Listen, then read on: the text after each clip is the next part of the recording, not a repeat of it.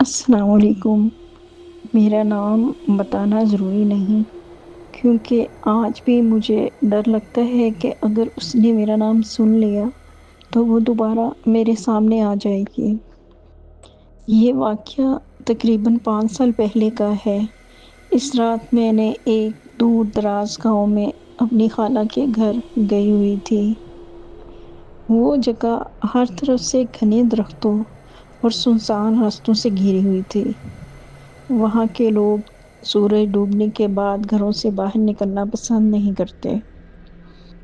پہلے تو میں نے سوچا کہ شاید یہ سب وہم ہوگا، لیکن پھر خالہ نے جاتے جاتے ایک بات کہی، اگر رات کو کوئی تمہارا نام لے کر آواز دے تو ہرگز جواب مت دینا۔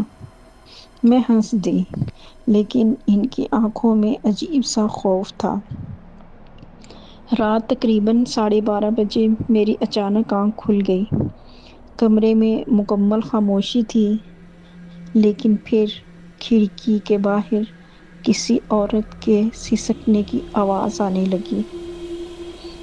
ایسا لگ رہا تھا جیسے کوئی بہت آہستہ آہستہ رو رہا ہو۔ میں نے ہمت کر کے پردہ تھوڑا سا ہٹایا اور جو منظر دیکھا آج بھی یاد آتا ہے تو پورا جسم کانپ اٹھتا ہے۔ درخت کے نیچے ایک لمبے کالے کپڑوں میں لپٹی عورت کھڑی تھی۔ اس کے بال زمین تک لٹک رہے تھے اور اس کا چہرہ بالوں میں چھپا ہوا تھا۔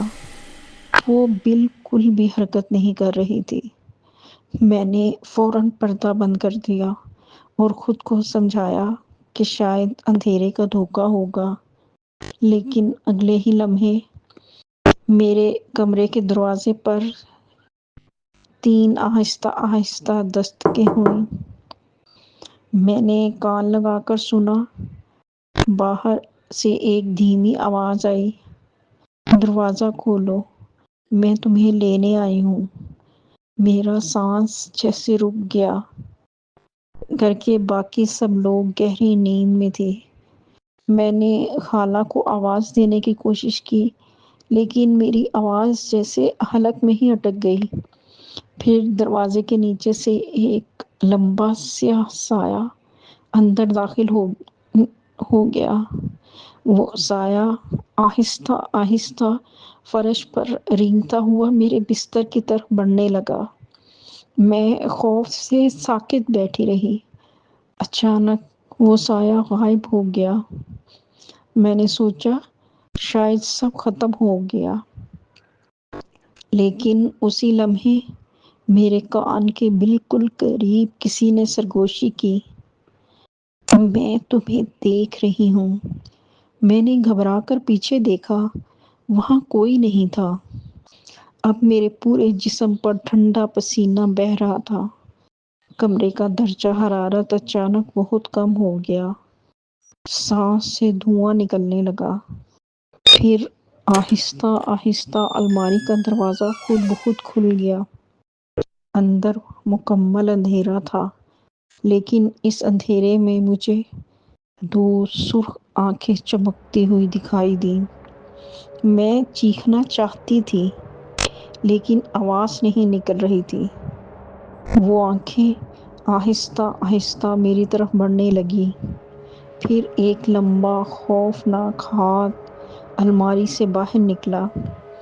اس کی انگلیاں غیر معمولی حد تک لمبی تھیں، ناخن ایسے جیسے کسی جنگلی جانور کے ہوں۔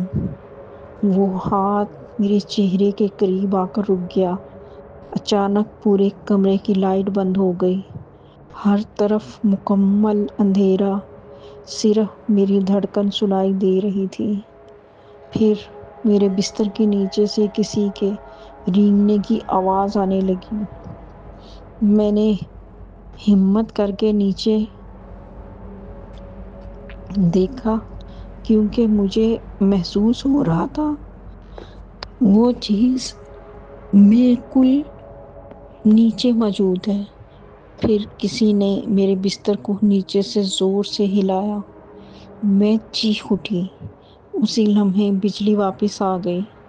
میں نے جلدی سے نیچے دیکھا۔ وہاں کچھ بھی نہیں تھا۔ میں نے سوچا شاید سب ختم ہو گیا، لیکن جیسے ہی آئینے کی طرف نظر گئی، میرے جسم سے جیسے جان ہی نکل گئی۔ آئینے میں اکیلی نہیں تھی، میرے پیچھے وہی کالی آتما کھڑی تھی۔ اس کا چہرہ مکمل کالا، آنکھیں سرخ اور ہونٹوں پر خوفناک مسکراہٹ۔ میں فوراً پیچھے مڑی، لیکن وہاں کوئی نہیں تھا۔ دوبارہ آئینے میں دیکھا، وہ اب بھی موجود تھی، اور اس بار وہ آہستہ آہستہ میرے بالوں کو چھو رہی تھی۔ میں نے زور سے آنکھیں بند کر لی اور مسلسل دعائیں پڑھنے لگی۔ کچھ لمحوں بعد سب خاموش ہو گیا۔ میں نے آنکھیں کھولی، آئینہ خالی تھا۔ صبح ہوتے ہی میں نے خالہ کو سب کچھ بتایا۔ ان کا چہرہ سفید پڑ گیا۔ انہوں نے کہا، اسی درخت کے نیچے برسوں پہلے ایک عورت نے اپنی جان لے لی تھی۔ تب سے لوگ اسے کالی آتما کہتے ہیں۔ وہ اکثر نئے آنے والوں کو نظر آتی ہے۔ میں نے اسی دن وہ گاؤں چھوڑ دیا۔ لیکن کہانی یہاں ختم نہیں ہوئی۔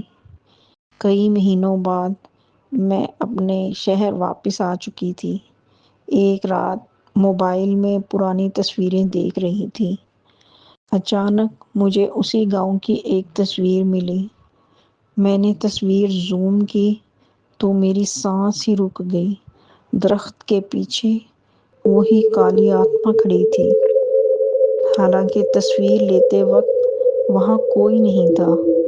میں نے فوراً تصویر ڈیلیٹ کر دی، لیکن اگلی صبح وہی تصویر دوبارہ میری گیلری میں موجود تھی۔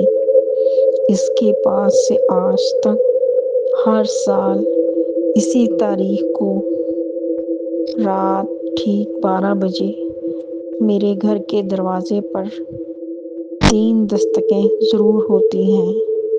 اور آج جب میں یہ کہانی آپ کو سنا رہی ہوں، مجھے ابھی بھی ایسا محسوس ہو رہا ہے کہ میرے پیچھے کوئی خاموشی سے کھڑا دیکھ رہا ہے۔